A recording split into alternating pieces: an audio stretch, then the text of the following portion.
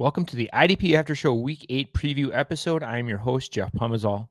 Fantasy managers are probably heading into what could be a make-or-break week for their fantasy football teams.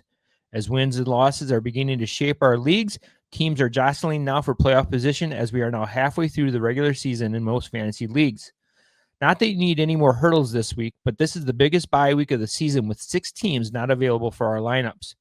That and the growing list of injuries, it can seem like a little much, but don't worry. Joey the Tooth from Footballguys and I are here to share with you some players that we like a little more than consensus this week, a few players that we're tempering our expectations on, and finally a few players and or situations that just have us scratching our heads. If that sounds like something you and your teams could use, sit back, listen in, and let's get after it on this episode of the IDP After Show. This is the IDP After Show. All right, let's jump right into these players, Joey, that we have for Week 8. You write a fantastic weekly streaming article about defensive linemen, so I'm pretty excited and interested to see who is this player that you have that sticks out for you this week.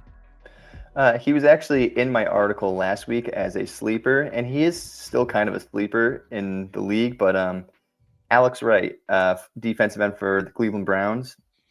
So the beginning of the year, there was a lot of hype over Isaiah McGuire. He started really hot, had a sack the first week, and recently, though, Alex Wright has been out-snapping him, and Alex Wright has actually been playing fantastic football. I mean, he's got an overall defensive grade of 89.1 per PFF. He's got a great run defense grade. His pressures are a little down, but he does still have 2 sacks. I mean, last week he had 5 tackles with 1 going for a loss. He plays across from Myles Garrett, which, I mean, it opens up so much for you because Myles Garrett he just requires so much attention. And Alex Wright quietly over the past 3 games has 16 tackles. I mean, that gives you a fantastic floor for a defensive end. So Alex Wright, I think he's just really starting to find his footing in the league, actually. I mean, good run defense, decent pass rushing, but just a great floor with some pass rushing upside. Yeah, I think you nailed it too when you were talking about the whole playing with Myles Garrett kind of thing. Like, that just makes your life so much easier. And their secondary is low-key kind of been playing pretty well, which gives their front line just a little bit more time. It was kind of an interesting trade that they ended up making with Jacksonville with the whole Tyson Campbell kind of switch thing. So that was kind of interesting, like clearly a salary dump on one side, but it's kind of worked out. So yeah, I mean, the pick 6 last game, I was like, I have Tyson Campbell in many leagues, many of IDP leagues, so it's like sweet. I was very happy to see it. I mean, looking at the trade, it was just like, all right, I don't know if it really makes anybody that much better or if it really makes anybody that much worse, but for IDP, it seemed pretty good last week. Especially if you're streaming the Cleveland Browns defense last week. So right. Which somebody reached out and they asked me, they said, should I play the Jets against Carolina or should I play the Browns against Miami? I was like, I'm going to have to go with the Browns. Miami is just in shambles.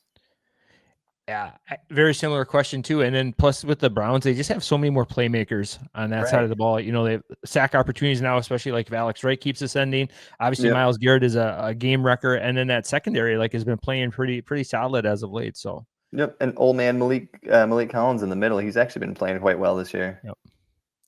And we can't forget about Carson Schwessinger. Every time we mention Carson Schwessinger, Mike Wooler gets his wings. So Mike gets his wings. So he actually just woke up from sleep, like somebody call my name. Yeah. What was that? So interesting. Last week when Jace was on the show, we stuck with a lot of the same games. It was kind of interesting. Like we had some of the same things. So I'm going to stick in that same game. I'm going to go on the opposite side of the ball, and I'm going to go with Harold Landry for this one. He's finally getting healthy after suffering an ankle injury in week 4. He has back-to-back sacks in games right now, and he has 6 on the season, which ties him for 7th most in the league. Cleveland right now is playing with 2 lower tier tackles at both sides between Cam Robinson, who's ranked 71st out of 77 at the tackle position. And I know Jack Conklin is kind of coming back from injury, but he's not doing much better right now. He's ranked 54th out of 77. The Browns O-line only gave up 1 sack last week to Miami, but really all that was needed in that game was for Dylan Gabriel to just hand the ball off to Quinshon Judkins. They only asked Dylan Gabriel to throw the ball 18 times last week. I'm thinking this game and the narrative for this game is going to be much more competitive. And New England has been putting some points on this board. And so I think the Browns are going to have to do the same. And that's only going to give Harold Landry an opportunity to get to Dillon Gabriel here. So I really like with the game script narrative. I like that Landry's getting healthy. And those sacks seem to come in bunches. And we've seen this before with Landry getting 2-3 in a row. And I really like the chances for him to make it a trifecta this week.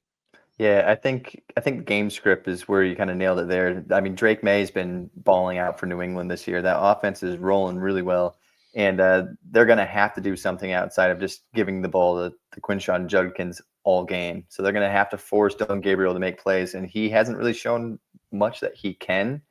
So I think Harold Landry and thriving in Mike Vrabel's system too. Like he did it in Tennessee. He thrived in Tennessee with Vrabel, and he's thriving in New England with Vrabel when he plays, when he's healthy. So I think that's a great call. Yeah, thank you. I appreciate that. So sticking in that same game, again, we're just moving back from the first level of defense now to the second level. Joey, who's that linebacker you like this week? Robert Spillane. I mean, he's coming off his worst game of the season. I think he had 2 total tackles with only 1 solo. And I think a lot of people are going to have that knee-jerk reaction to the game, and they're going to look at, Marte Mapu. He had a huge game. He had what, 9 tackles. He had a 40% tackle rate. Yeah, because he only played 20 snaps. That tackle rate's unsustainable. I mean, the Browns are top 5 giving points up to linebackers. Quinshon Judkins is literally that entire offense. So as much as they can, they're going to try to dictate the ball going through him as opposed to Gabriel. They will probably have to throw the ball a little more considering game script with Drake May going against Drake May, but Judkins is going to be the offense, and they're going to try to pound the ball with him as much as they can. And Robert Spillane, he's their main run defender, and that guy will just I think he's just going to soak up tackles this week. And I like the idea too, even if they do throw the ball, it's probably going to go to Fannin because New England has some pretty lockdown corners between Christian Gonzalez and Marcus Jones, who's been playing lights out too. They're going to kind of lock down what I guess you would call the Browns wide receivers if you consider Jerry Jeudy, Thrash, those kind of players, they're wideouts. So I think, if they do pass the ball, it's going to be quick stuff, Fannin, and that's going to be where Spillane's at. It's been a really interesting season for Spillane because he's been like all or nothing. The first couple of weeks, it was like a little worrisome just because he was starting to get such a slow start. And then all of a sudden he had that monster 30-point game, and then he stacked a couple of good games. And then, like you said, just totally disappeared last week. It was like, uh-oh, here we come again. But I do like the matchup. Like you mentioned, Cleveland is a top tier team for just oozing points to the linebackers. So, and a lot of that is just giving the ball to Q. So, all right, sticking with a game, another player that's been really balling out, Cedric Gray for Tennessee, playing against Indianapolis. If you had a crystal ball in September and you were able to look at Week 7 stat sheets, you wouldn't be surprised to see Jordan Brooks leading the league with 75 combined tackles, Bobby Wagner at second, Jamie Sherwood in third, but sitting there in number 5 is Cedric Gray, and I don't think anyone saw this coming. He's quietly a top linebacker option this season, and he really has no signs of really slowing down.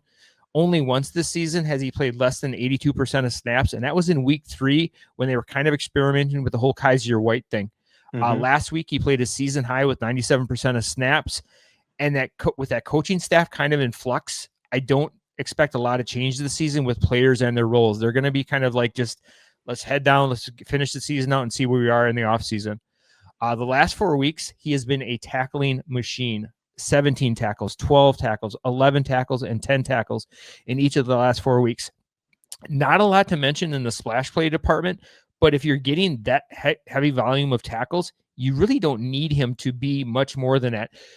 You probably got him like super late as a LB5, LB6 in most leagues. So putting up this volume of tackles, he's like a league winner for sure. Oh, absolutely. Not only that, he gets a matchup and probably one of the best offenses right now in the NFL. Again, that crystal ball, if you looked back in September and you would have said that the Colts were going to be one of the best offenses in the league, not many people would have believed you. The best offense. The best offense. And this weekend, they're favored by 14 right now is the line right now. And that means by the third, fourth quarter, you're going to have a lot of handoffs to Jonathan Taylor, maybe. he's probably going to be on the bench by the third quarter. And then you're going to see DJ Giddens just running the ball. And I think this game script is perfect for a player like Gray to kind of continue this monster run of amazing starts. Yeah, Gray's been really helping out in those leagues that give you that bonus for 10 plus tackles. I mean, he's been off the chart. Like I've in these leagues where in like Johnny the Greek, he starts these leagues where it's just there's no bench, and he calls it the free agency circus. I've dropped guys like let's see, who did I drop for him? I think I dropped I had Levante David. I dropped for Cedric Gray. It was after his second big game. It's just like, whatever, I'm going to play him. And he's just a guy that you look at him play and you're like, all right, it's Cedric Gray. We didn't even know if he was going to be the starter to start the season. Coaching staff wasn't even sure. It was an open competition, and he's just hit the role, and he's just not stopped. He's literally made Cody Barton almost irrelevant in IDP. Like he just soaks up every single tackle in the middle. And it's exactly, honestly, what they needed. They needed somebody who's just going to soak up tackles. I mean, when you saw Kevin Byard when he was in Tennessee, he was pretty much their leading tackler almost, and it was from the safety position. So they needed somebody who was going to sit in the middle of that defense and just soak up tackles, just be a run defender. He doesn't need to make those splash plays because they need somebody to make a difference in the middle. They need somebody to stop the run, and that's exactly what Cedric Gray's doing. Yeah, and unfortunately, I don't think things are going to get any easier for Tennessee. It sounded like L'Jarius Sneed was going to be out for a couple of weeks with an injury, and I think I saw Jeffrey Simmons pop up that he's kind of possibly week to week. So it's gonna be ugly. Luckily, they got Devondre Sweet back. Yes, yeah, and if you're in a survivor league and you haven't used Indy, this is a free square, I think, this week for the Colts. So absolutely. Here we are, week 8, talking about the Colts being the best offense, and Cedric Gray is the number 5 linebacker in scoring format. So Daniel Jones, that's all I got to say. It just blows my mind. He looked Indiana bad. Indiana Jones. Right. Yeah. He looked so bad in New York, and now he's just lighting the world on fire. Right. Yeah. Who saw that coming? No one. So give him a good offensive line, I guess. That helps. And a running. Well, I guess he had Saquon, but yeah. But maybe head coaching has something to do with that. So maybe coaching, some confidence, and an offensive line. Fair points. Well played. Who is a defensive back, sir, that you have that you like more than most this week? He was my DB2 in for rookie defensive backs this year. It was behind only Travis Hunter, mainly because Travis Hunter had the dual eligibility. It's Xavier Watts for the Atlanta Falcons. When he was in Notre Dame, he was a big play machine. So he started off his career as a linebacker. Actually, I think it was a tight end. Then he became a linebacker. Then he became a safety. And he was a big play machine. He had a good build. He was strong. He was a great tackler. And he came into Atlanta, and he fit right in. And he fit right in next to Jesse Bates. And he won the starting job from week 1. And he hasn't really looked back. He's had less than 5 tackles just once this season. He's shown off that big playmaking ability with 2 interceptions. Outside of Caden Ellis, their linebacker play is a bit suspect. So, I mean, he's coming off a 9-tackle game against San Francisco, and now he's going to go against Tua and the Dolphins, and Tua has just been an interception machine. So we might see Watts making some tackles. Devon Achane is absolutely speedy as anything. So him getting to the second level would not be a surprise at all. But he also gets to face off against Tua, who's thrown 6 picks in the last 2 games. So, I mean, Tua's leash will probably be super short, considering we saw Quinn Ewers going to the game last week. But, I mean, the matchup's great for Watts, considering what he's been able to do and what he does do well. It's crazy because, like, when you were thinking Atlanta secondary, you were thinking Jesse Bates and Jesse Bates only, and here a rookie comes in and takes that shine. Not only that, and I love that you mentioned that the linebacker play outside of Caden Ellis is a little suspect. It even got worse with Diablo going out. Now he's probably going to be missing some time.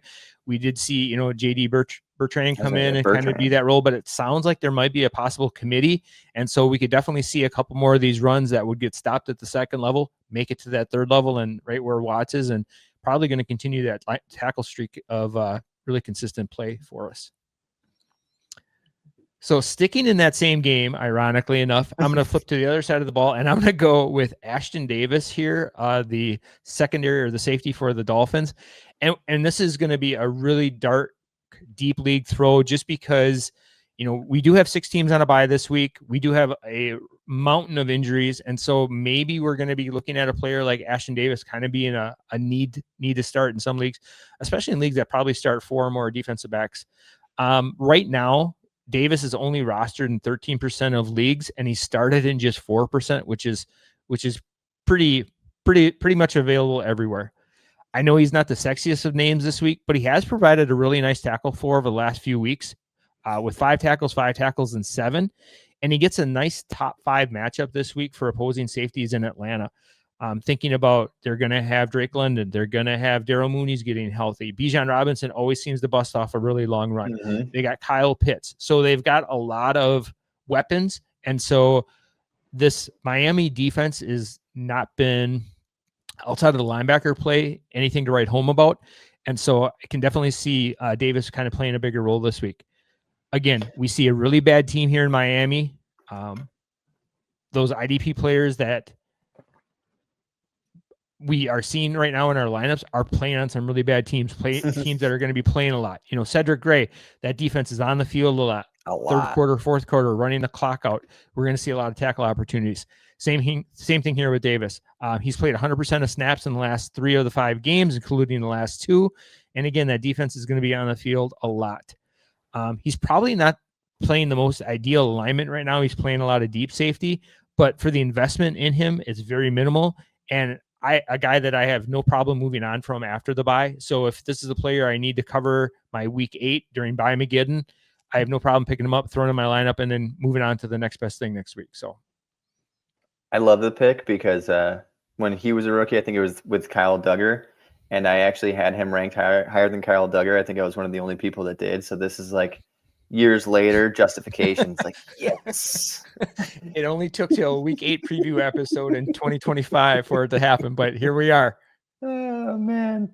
Is that victory lap ring on X right now? Is that what you're going to go do? That's what I'm doing. Yep, I'm typing it in right now. Hey, remember when? Okay. Let me go find when I had him top 5, I think. No, okay, hold on. Oh, perfect. Well, I'm glad I could help. I appreciate it. Anytime, buddy. Anytime. So just to kind of recap, some of the players were a little higher on this week than consensus. At the defensive line position, Alex Wright and Harold Landry. At the linebacker position, not Harold Landry. He's already playing defensive line. Robert Spillane and Cedric Gray, Xavier Watts, and Ashtyn Davis. Let's flip the coin here a little bit, Joey, and let's talk about some players that were probably a little lower on or fading a little bit this week. Even with 6 teams on a bye, these are players that we're still kind of pausing on a little bit because of recent play, snap counts, or just inability to get the job done. So I'm going to stick with the same game we were just talking about, and this one's probably going to bite me in the ass a little bit, but I'm a little worried about the Jaelan Phillips and Bradley Chubb matchup against Atlanta. I mean, they both play an unreal snap share. I think they're both close to 70% snaps. But the Falcons' offensive line has been absolutely stellar this year. They're tied for the 4th fewest sacks allowed. They've only allowed 9 sacks in 6 games. So, I mean, if you're banking on these guys to get a sack, I don't want to say it's not going to happen, but it's slim, very slim chance. I mean, they're averaging just over 1 a game. So I think it ends up being 1.25 a game or something like that. And so Jaelan Phillips and Bradley Chubb, as much as they're playing, as much as they're on the field, I don't see the matchup being good for them at all. So I'm wary of starting either one of them. This isn't the first time we've had call-outs for the Dolphins defensive line just because of play, not finishing plays, not getting done. Snap count, I know they're in a terrible rotation. Chop Robinson has almost been like a non-factor this season because of this rotation. And there's a lot of rumor milling going on right now about one or both of these players being traded, which honestly probably would be the best for everyone involved. Not only these 2 players, but also Chop Robinson. Yep. But I think this is one of those games too that, if Miami plays the way they did last week, this could turn into a Bijan Robinson, Tyler Algier run game. Mm-hmm. And when they're handing the ball off, you don't get credit for a sack when the running back is taken off with the ball. So this Right. could be where Michael Penix only has to throw the ball 6, 7, 8 times the first half, a couple more times the second half. We're looking at, a 16, 17 attempt game from Penix, and they're still going to win by, 20 or 30 points. So, right. Yeah. I mean, that whole Miami team, it's just, you can see they're like deflated. They don't even seem like a team right now.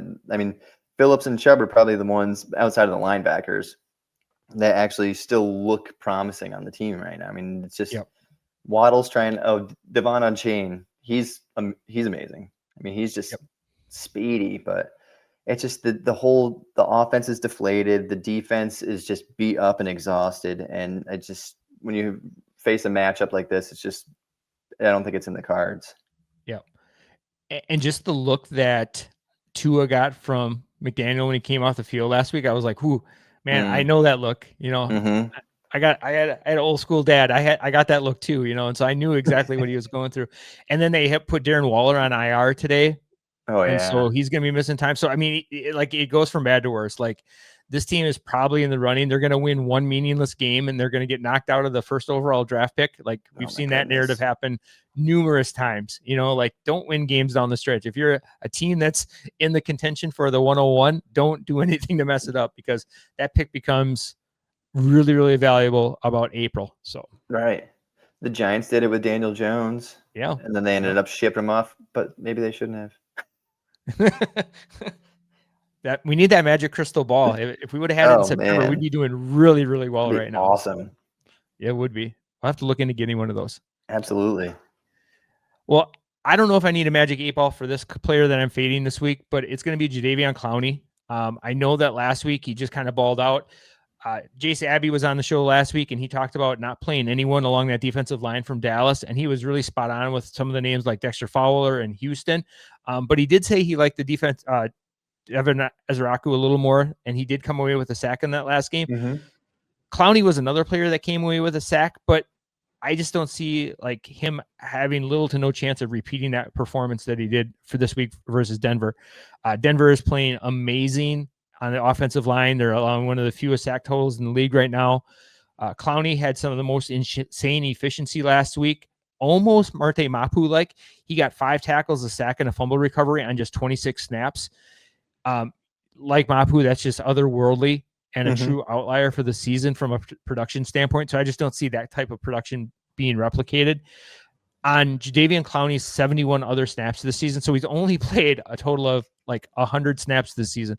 On his 71 other snaps this season, he just has 6 combined tackles, no sacks, nothing else. So that's more the 32-year-old Jadeveon Clowney that we're probably going to be seeing.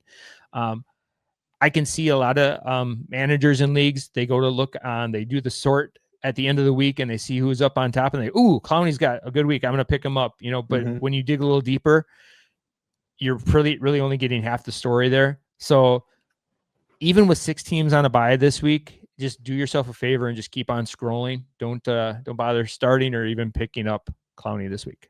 And as Clowney's like gotten older, probably in the past few years, that's pretty much just been his game. Like, he has 3 or 4, 5 blow up games, and the rest of them are just meh.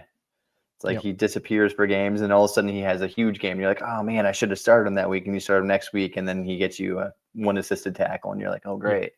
Yep. He truly is at this point in his career the definition of like a best ball, like a deep best ball type play. Like Absolutely. If you're playing in 20, 24 person best ball league, you're taking a shot in the 18th, 19th round. Like you said, if he spikes for 3 or 4 weeks, worth the investment. Yep. But season-long leagues, he's just not a player that you can start. Oh no, I agree 100%. Excellent. All right, sir. We are going to pick on a pair of linebackers to fade this week. So I'd like to hear a little bit about your linebacker that you're kind of fading this week. I'm fading Patrick Queen. I've never really been a huge fan of him. He's never really been a great coverage guy. He's athleticism over instincts. It kind of reminds me of like Deion Jones's career. He started to fade off towards the end because he didn't really have the instincts. He played well off of his athleticism. He was making tackles out of position, and that's kind of Patrick Queen. You have Cole Holcomb and Payton Wilson in there with the rotation. Those seem to be the guys getting. They're picking up tackles. I mean, it stinks for Patrick Queen because where you can see his athleticism over instincts. If you look at the last 2 weeks, he has just 2 solo tackles in both weeks. Granted, last week I think he had 8 assisted tackles, but it just shows he's never in perfect position to make a tackle. He's using his athleticism to be part of the tackle. So if you're in a league where assisted tackles don't really get you much and solos, they're like 1.5 to 0.5. It's like it really hurts his overall IDP performance. Then add the fact that they're playing the Packers, who give up. They're in the bottom 3 for points allowed to linebackers. So, I mean, it's just not a good matchup for Pitt against the Packers. And Patrick Queen, the 2 solos the last 2 weeks, it just shows me he hasn't changed. It's still the same Patrick Queen. So there's a reason that Baltimore didn't want to keep him around. And I guess I'm going to kind of double down on the Patrick Queen conversation here. I'm going to go with Payton Wilson. If you look up maddening in the dictionary, there's probably going to be a picture right now of Payton Wilson there just because of the really inconsistent play that he's had this year. It's not the first and last time he's going to do this to us. In week 4, he played 87% of snaps, had 13 combined tackles. We're like, sweet, this is it. Payton Wilson season unlocked. They went into the bye and they came out week 6. He played 66% of snaps and had 5 combined tackles. Not terrible, but still a little concerning. And then last week he played 43. Yeah, last week he had 43% of snaps, and he had his season low. That was his season low for percent of snaps, and he only had 4 combined tackles. Meanwhile, Cole Holcomb, like you mentioned, has been almost kind of playing the opposite snap role and gaining more tackles over those games. Last week having 7. So he has been the Robin to Payton Wilson's Batman and just kind of soaking up more and more of those tackles and snaps and kind of becoming the Batman there. I know. Sorry, go ahead. Oh, no, go ahead. I was just agreeing. So I know that Green Bay has been a little maddening as far as linebackers go, which is kind of weird because they run the ball a lot. Jacobs just seems to always be getting runs, but somehow those linebackers just don't seem to be there. I know that Jacobs is a little banged up this week, so he might even lose fewer running opportunities there. And with that unknown snap share between Payton Wilson there and Jacobs being gone, even in a bye week Hades, I think we can find a much safer option here. Weird things always seem to happen too in like these revenge games with Aaron Rodgers. And so I really don't have any idea where this game is going to go. If it's going to be a shootout, if it's going to be a 9-7 ball game. It's just really, really weird to see not only Aaron Rodgers in a black and gold jersey, but just to kind of see like the face off between Aaron Rodgers and Jordan Love. So maybe a game I'm going to kind of stay away from this week. I want to see how many times. I want to do like a close up of Aaron Rodgers all game and just see how many times he breaks out the smelling salts. Did you see it last game? Yeah. That would be the fun drinking game, or you do the side by side with the Taylor Swift every time the Chiefs play. And so you would be hammered, I think, by halftime. So absolutely. The big question though is Aaron Rodgers bringing his own smelling salts because they can't be provided by the team anymore. So. Oh yeah, it's probably not even smelling salts. It's probably freaking ayahuasca. He's like, let's just start tripping. These guys look great on the other side of the field. He's like, holy cow, I have ogres coming at me. Sweet. Maybe he'll start throwing to the green and gold again, so we can get a couple picks. So maybe the Green Bay defense is fire up. So that'd be nice. He'll have flashbacks. It'll be like the old war movie. So. Ayahuasca. That's a name drop. So all right. Yep. This is a surprising one for me, Joey. So why is this defensive back a fade for you? He's been playing really, really well. Cameron Bynum, mainly because he is predominantly a free safety. I mean, if you look at his snaps, he's been playing deep. He's been playing free safety. I mean, it's Nick Cross who's the box safety for Indianapolis, and it shows in his tackle rate. But I can't see Zaire Franklin just being where he's just been so down this year in comparison to where he has been the past 2. I can't see it staying like that forever. I think his tackle numbers are going to start to come up, and it's not going to be Nick Cross that whose numbers drop. It's going to be Cam Bynum. It was Nick Cross last year who was second on the team in tackles behind Zaire Franklin. Cam Bynum, he is a fantastic player, but I mean, like I said, he's playing predominantly free safety. His tackle numbers show a little bit. He has been playing good, but again, it's more of the assisted tackle range. If you look, I think last week he had 3 solos, and I think it was 8 assists, if I remember correctly. He does have a chance to get a pick against Cameron Ward, and they're probably going to be up a lot. So Cam Ward's probably going to be throwing a lot. But ultimately, I just don't like his usage as much in Indy as it was in Minnesota. I think Cameron Bynum's a fantastic player, but I just where his alignment, just it's something I'm not a big fan of. Yeah, when you think about this game too, who does Cam Ward have to throw to? I mean, Calvin Ridley's going to be missing the game. They cut Tyler Lockett this week. You've got Alec Aylermanner, and I don't even know who the number 2 Jamari Dyke. is. Yeah. So, yeah. And Van Jefferson. Oof. Wow. Yeah, and then you wonder why he's not succeeding in the NFL. Right. So, yeah. So I know I'm going to seem like a Cincinnati Bengals hater because last week I talked about Geno Stone being a defensive back to fade. This week I'm going to double down and I'm going to go with Jordan Battle. I promise that I'm not a Cincy hater. I know Stone on my fade list last week, he went on to have a 5-tackle game, just 9 fantasy points at Big 3 scoring. Not terrible, but probably not a weak winner either for you. This has nothing really to do with the Bengals secondary because I really like them this year as a value, but this is the more to do with their opponent, the Jets. We talked about how bad this team is in a really bad spot. There's probably going to be no Justin Fields. There's no Garrett Wilson. I even saw Breece Hall kind of show up on the injury list this week already. I don't know if that's a true injury or maybe just his post-game comments after the last game. He might be on the trading block. He might be somewhere else too. So that offense just does not look good. So with that bad offense just means fewer chances for our defensive backs to make plays. So even a team that might have to throw a lot, if they're only 3 and out, that's not going to provide a lot of opportunities for us. The Jets attempted just 34 passes last week, completing 16 of them, with 5 of them going to the running backs out of the backfield. So a third of their completions were those short intermediate throws that aren't even going to make it to the second or even the third level of that defense. So I don't see Stone or Battle kind of really having much in the way of a significant game here. Last week, actually almost went with Battle myself, actually. Yeah. Good. Well, that's great minds think alike here. Yeah. Last week in the bad matchup, Battle was kind of bailed out with an INT. Otherwise, he would have had just 5 combined tackles too, like Stone. And like we mentioned, just like sacks, INTs aren't really that sticky stat that you can count on or you should rely on or be able to predict.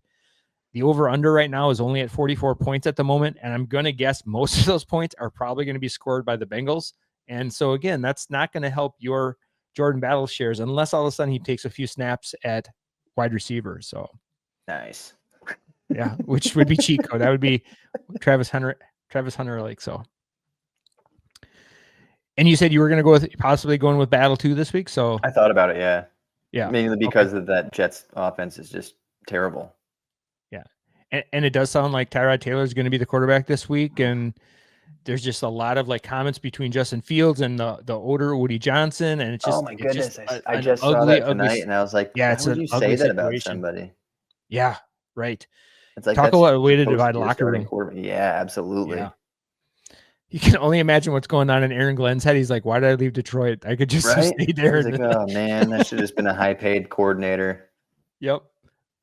Sometimes it's better just stay in your lane. So absolutely. Ask Josh McDaniels. Yeah. Yeah. Just stay in OC. Loving life again. He's loving life again. Yep.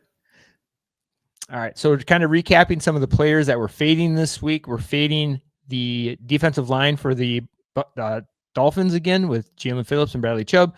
Jadeveon Clowney's probably not going to repeat with very limited snaps. We have the Pittsburgh linebackers not named Cole Holcomb that we're probably fading. Holcomb's probably the start this week. And then at our defensive back spot, we have Cameron Bynum and Jordan Battle. So Joey, now we're going to get into the little segment here about players that either through situation, through snap count, through coaching decisions, whatever it might be, that just kind of have us scratching our heads as to what's going on with this player. So who's that player for you this week? It's Tuli Tuipulotu. He was a guy we were excited about this year. I mean, Max getting old, Joey Bosa's gone. It's his team now, right? He's gonna be the guy. And he has played well. He has over 5 pressures per game. But 10 of his 20 tackles and 4 of his 5 sacks came in one game. Outside of the game against the Giants, he has 10 tackles and 1 sack. And it's maddening. It's mind-blowing. Is it from Khalil Mack not being there for a big chunk of the season with injury, like not having great opposition on the other side? I mean, he's creating pressure. He's just not finishing. Like, what is going on with Tuipulotu? I mean, he's so talented, and he showed up in that 10-tackle, 4-sack game against the Giants. Like, obviously he's talented, but why can't he finish, especially when he's coming up with 5 pressures per game? It's driving me nuts, and I don't know why it's happening. This whole Chargers team seemed to take a really weird step back about week 3, week 4. They came out of the gates just gangbusters. They were throwing the ball. Everyone expected run heavy team. Our defense is going to help us win games. We're going to win a lot of like 13 to 17 ball games. But they came out and Herbert was throwing like the ball around the yard all over and like, ooh, this is fun, you know. And then because they were putting up big numbers, that defense had to like play a little different. And then players like Tulupu was like getting some sack opportunities and like, hey, this is fun, right? And then all of a sudden, after week 4, I don't know if it was the injuries to their offensive tackles, but they've just kind of become this very different team. Yeah. You know, Quentin Johnson has become able to catch the ball this year, and Lad McConkey has kind of just disappeared. It was just like, what is going on here? So his welcome to ADOS just 2025. dropped completely. Yeah. And then you have Oronde Gadsden, who's all of a sudden their top receiver. Yes. Yeah. I'm going to have to move him up the practice squad on a couple of teams. I guess he's going to be my Trey McBride fill-in this week. So, oh, fantastic. Yeah. Tough pivot, huh? Tough pivot. Yeah, right. So as I was getting ready for the show, I was thinking what player or players have really drawn me crazy, and what better opportunity to kind of work this out than for you, the 49ers secondary. So I know like there must be some bad voodoo in that turf in San Francisco, because literally every level of that defense has lost a huge piece, you know, like, and I don't have to tell you, but like Nick Bosa, we lost Fred Warner, you know, that secondary was like banged up last year and this year. One area that we were finally able to start seeing a little bit of production was their secondary. And now they're starting to get healthy, and we're losing the only viable fantasy option that we really had in Marquis Single. He was playing 100% of snaps from week 1 to 5. He was racking up 39 tackles. He scored in double digits in 3 times over those 5 weeks. Now we got Jair Brown getting healthy, playing 100% of snaps. Malik Mustafa's come back. He's starting to eat into some of those snaps that we were getting with Sigel. In week 6, Sigel played 60% of snaps and had 4 tackles. In week 7, he played 31% of snaps and had just 2 combined tackles. I know that Brown's playing 100% of snaps, but now we're left with 3 players in this super ugly rotation on the other side between Sigel, Mustafa, and even Jason Pinnock is still kind of there. But if you look at the box score, they're all kind of like the same player. They're 38% of snaps with about 3 or 4 tackles. Right. So my question to you, Joey, is like, is there anyone who's a fantasy viable option in the secondary amongst any of those 4, or are we looking at dynasty stashes for some of these players? So as good as Siegel was for IDP early in the season, if you look at his PFF grades, he wasn't playing well. He was coming up with tackles and everything, but a lot of it I think was giving up the plays and then making a tackle, you know? So I think for IDP, he looked like he was a great player, but for an actual NFL player, he was giving up the play to make a tackle, and that's why his tackle numbers were so high. Jason Pinnock looks nothing like the player he was when he was with the Giants. I mean, he's been kind of just like brushed aside. It was always supposed to be Jair Brown and Malik Mustafa, but then to start the season, we find out right before the season starts, we find out Malik Mustafa tore his ACL at the end of last season. It's like, that's when we find out. It's like, are you kidding? So Malik Mustafa had a torn ACL that he was working through. Jair Brown was supposed to be a guy. I mean, I drafted him in so many best ball leagues that we did, and the start of the season was just like, you got to be kidding. But I mean, he's a great coverage guy. He was a slot corner and a safety in Penn State, so he can line up all over. So I honestly think give it another couple of weeks for Malik Mustafa, and it's going to be him and Jair Brown that are going to be around that at least 80 to 90% snap share. I mean, it should be those two. They are easily the most talented safeties they have. And Mustafa came on strong last year when he was healthy. He came on real strong. And Jair Brown, he always played well when he was asked to. So I think moving forward, I think Brown and Mustafa will both be viable options. I just don't know which one's gonna be the guy, if that makes sense. And we're looking at San Francisco has a week 14 bye, so we've got probably 6 more games of these being options for us before we get to the fantasy playoffs. Mm-hmm. And man, it would really be nice to get those. To get a guy locked down, especially to kind of cover all those bye weeks. You get to week 14, you can be like, we made it through, Mustafa, you did your duty. We appreciate you. Thank you for your service, and that kind of stuff. And so if you're rostering or you're going to roster one of these players, who are you kind of like, who are you probably going to roster and how aggressively? I'm not going to roster any of them really that aggressively. Okay. I'm not going to go out of my way to get one. The one They're I'm going all to put free on the waivers. They're all free on the waivers.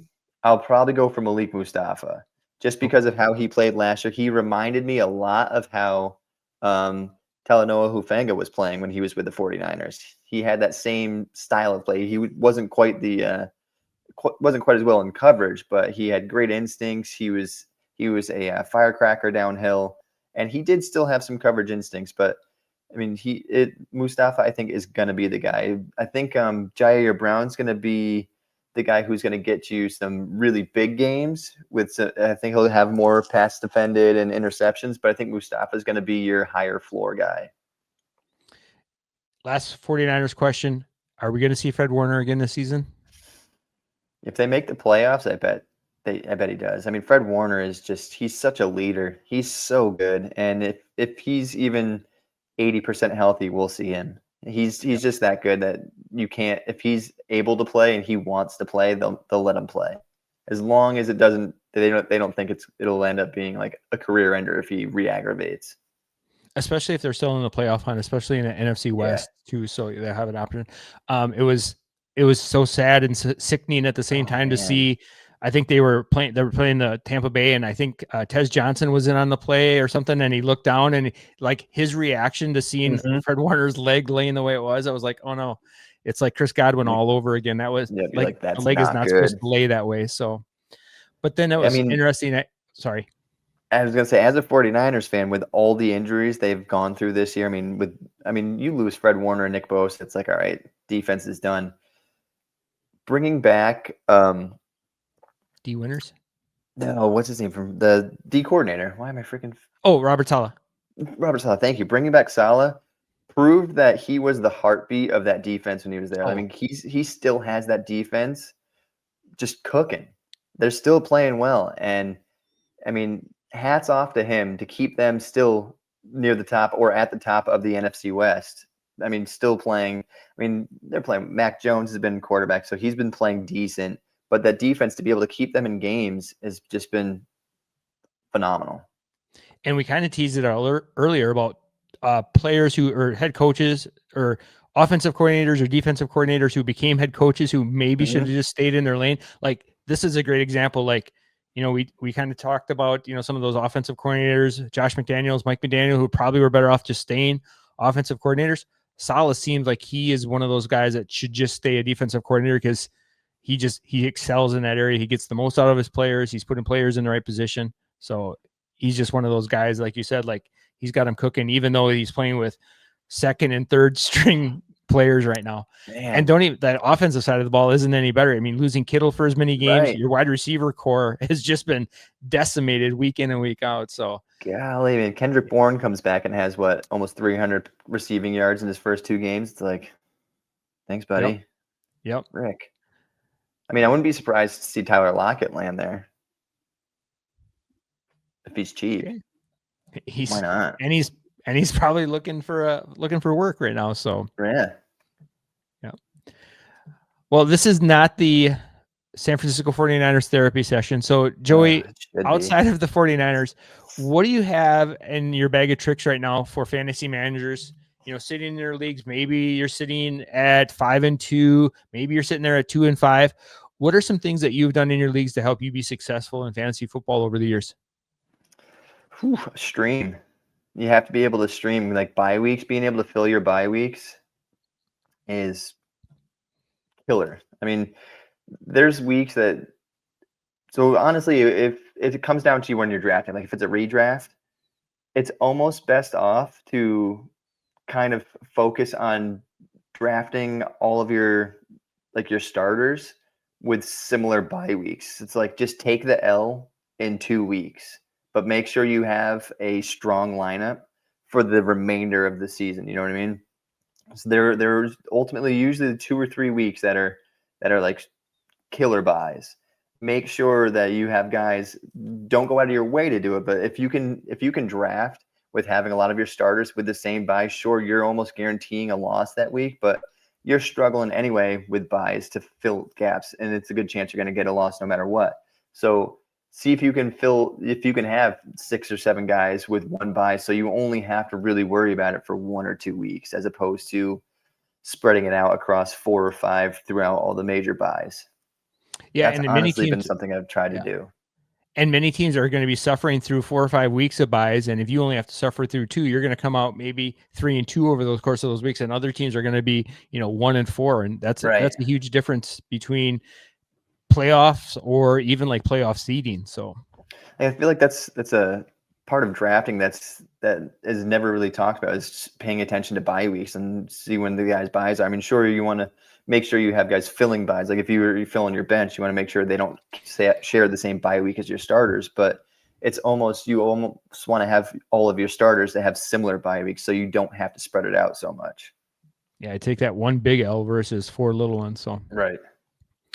So Joey, you kind of mentioned this about streaming and things like that. What are you working on, and where can the fantastic audience find more of your work? You can find all my work at footballguys.com.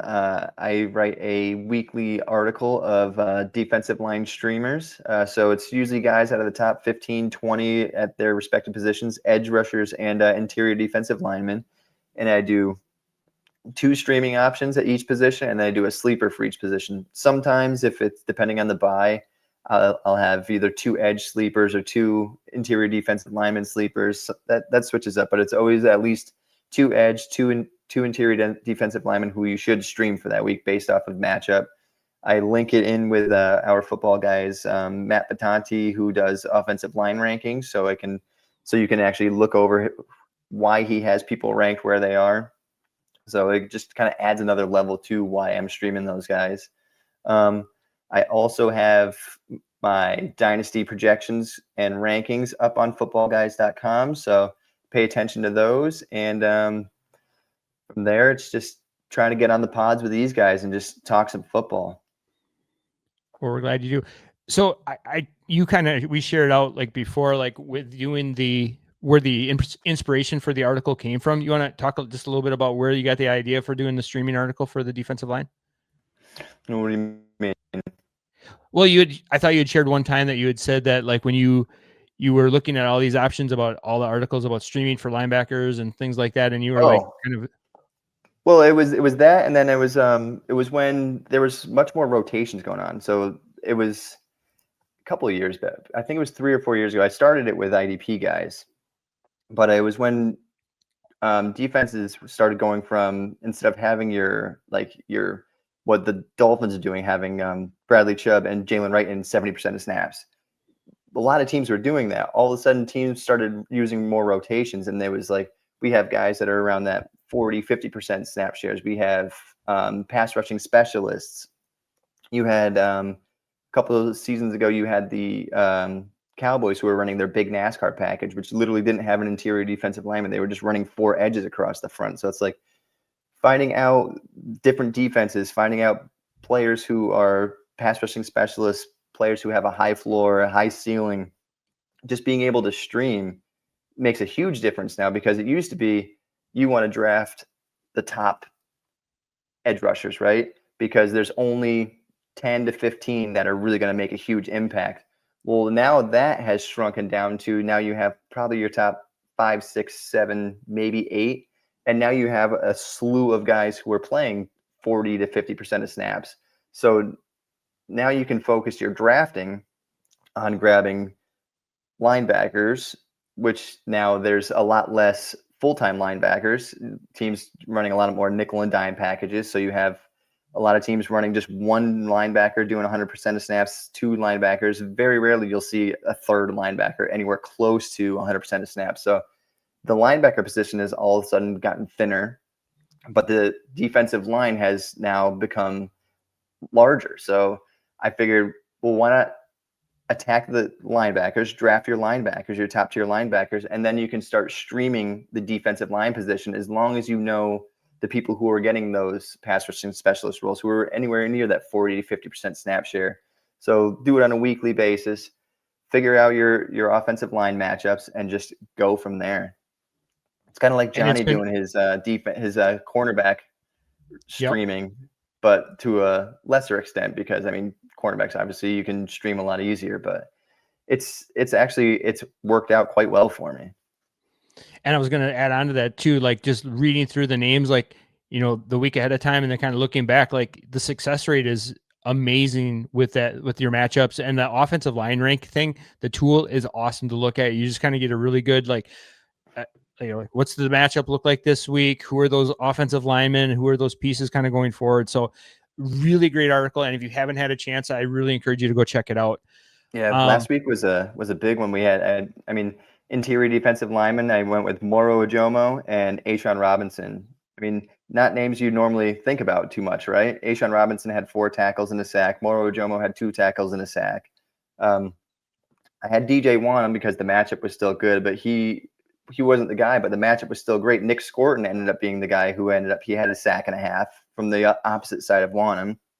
And then I had Charles Omenihu because I was hoping in a good matchup he was coming off his second straight week with a sack, but he just kind of fell flat in his face. But my sleepers were Alex Wright, who had 5 tackles and 1 for a loss, and my other sleeper was Jaelan Hunt, which didn't really do much, but he did have a pick 6 for a touchdown. Right. So it's like, all right. Well, in your Charles Omenihu probably call would have been much better if the Vegas Raiders probably would have been able to play more than 27 snaps on offense. It was at all. Yeah, it was pretty gross, especially if you were hoping on Ashton Genty or Daniel Carlson to get you any points in that game. It was not a good one. Ugly. So it was. So like I said, if you haven't had a chance to read some of Joey's work, go check it out. The streaming, especially heading into these bye weeks, like you're looking at players who are with low roster percentages. That's definitely the article to check out. So good stuff there. So that'll do it for this episode of the IDP After Show. I want to thank Joey once again for coming on and sharing some of the fantastic knowledge about the game that we all love. Be sure to follow him and catch all of his great content that he does over at footballguys.com. Speaking of following, if you're not doing so already, please make sure you hit that like and subscribe button so you're always made aware of all the great IDP content that is constantly dropping here at the IDP Show all week long. Join me next week as Pete Nova makes his first and hopefully of many appearances on the show as we break down the week 9 IDP landscape. Until then, for Joey and myself, I say thank you for joining us. Best of luck to you and your teams in week 8, and take care. This was the IDP After Show.